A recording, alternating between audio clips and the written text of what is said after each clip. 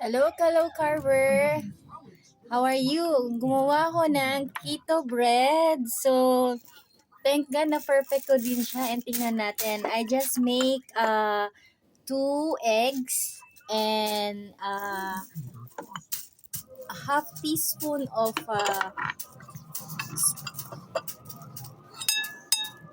baking powder and 1 tablespoon of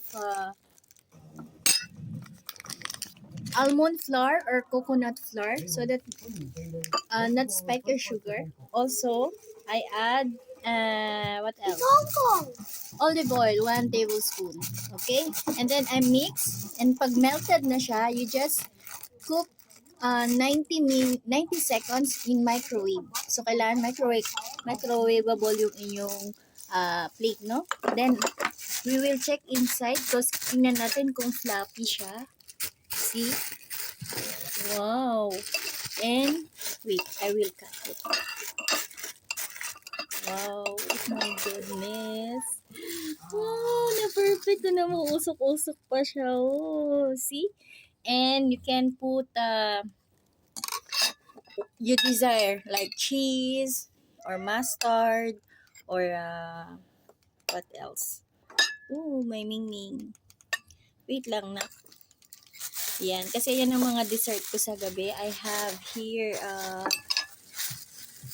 different kinds of, berries, no? And I have blueberries, my favorite. Filipinos, my olives for my fats. Yan.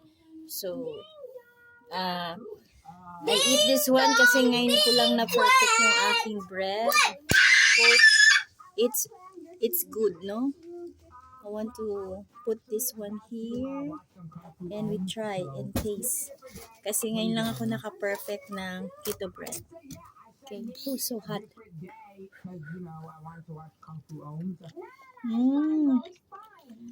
Oh, ang init. It's so yummy.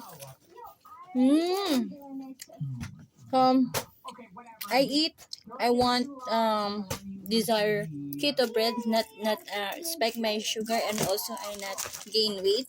So I will manifest lang yung mga ganyan. So don't forget to change your flour.